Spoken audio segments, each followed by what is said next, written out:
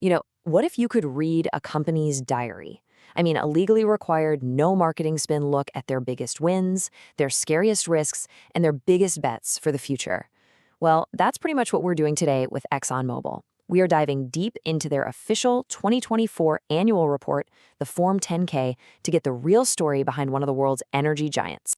So every year, public companies in the US have to file this exact document. Honestly, you should think of it as a fully audited, legally mandated report card. It's where a company has to lay out all the raw numbers, the strategy, the risks, the results, all of it for everyone to see. It's dense, it's detailed, and if you're like me, it's actually fascinating. So the big question is, how is this global giant really doing? What are the challenges that keep its executives up at night? And maybe most importantly, where is it placing its bets for the future? Well, let's find out. To figure that out, we're basically giving ExxonMobil a full company physical. First, we'll take a quick look at this document itself. Then, we'll check the scale of its global engine. After that, we're going to examine its financial vitals, scan for any risks on the radar, and finally, check out its prognosis for fueling the future. Okay, so before we check the company's pulse, let's just get on the same page about the document we're using for our diagnosis here. Right. So the most crucial thing to remember is that the 10K is the official audited story. It's a standardized look under the hood that gives investors and the public a really detailed picture of the company's health, warts and all. In a world full of flashy press releases, this is about as close to the ground truth as you can possibly get. All right, with that foundation, let's take a look at the sheer size and scope of this global engine. It's pretty massive. First off, this engine is powered by people, 61,000 of them, to be exact. And what's really interesting here is the global nature of this workforce. The report actually points out that over 60% of these employees are from outside the United States, and they represent 160 different nationalities. That's incredible. And what are they all working on? Well, it spans the entire energy spectrum. You've got the traditional business, right? Finding and producing oil and gas and then refining it. But what's so fascinating is that the report now formally lists lower emission opportunities, things like carbon capture, hydrogen, and even lithium, right alongside oil and gas as a core business activity. That's a really significant strategic statement. And just to get a sense of the physical footprint, just look at the US. The company holds nearly 10 million net acres of operations here alone. A huge chunk of that is in the Permian Basin of West Texas and New Mexico, which is one of the most productive oil and gas regions on the entire planet. Okay, let's move on from the physical and check the company's financial vitals for 2024. This is where we see how that massive global engine actually performed in dollars and cents. Let's start at the very top. Total sales and other operating revenue for the year came in at over $339 billion. It's just a staggering number that really puts the scale of this whole operation into perspective. Now, I love charts like this one because they really tell a story. This is a waterfall chart pulled directly from the report, and it shows how earnings in their chemical products division grew by about $1 billion in just 1 year. And this thing brilliantly illustrates why. You can actually see the positive hits from better margins and more volume, plus nearly $200 million in cost savings, all adding up to that bottom line growth.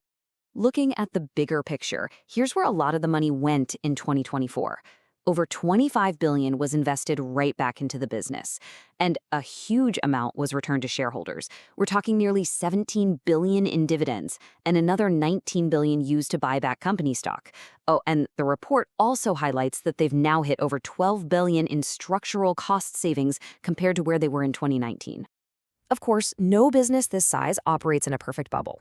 A key part of the 10K is laying out all the potential challenges. So let's take a look at what risks are on ExxonMobil's radar. The report basically gives us a peek through the company's own eyes at the challenges on the horizon. They range from the wild, unpredictable swings of oil and gas prices to the super complex web of changing government policies. They also flag things like geopolitical conflicts, specific greenhouse gas rules, the ever-present threat of cybersecurity, and of course, legal risks. And to make this really concrete, here's a direct quote from the report. It highlights a very specific geopolitical risk related to a pipeline that transports oil out of Kazakhstan. And this is not just some theoretical problem. The report says that the company's after-tax earnings from its interests in Kazakhstan were about $1.9 billion in 2024. So yeah, the stakes are incredibly high. So, given all that performance and all those risks, how does the company see the world ahead? This is the final part of our physical exam, the company's prognosis and its plan for fueling the future. You know, a core part of their outlook is this tale of two worlds. The company projects that by 2050, energy demand in developed nations is actually going to fall. But, and this is a big but, as billions of people in developing nations see their living standards improve, their energy needs are expected to drive a nearly 15% increase in total global demand.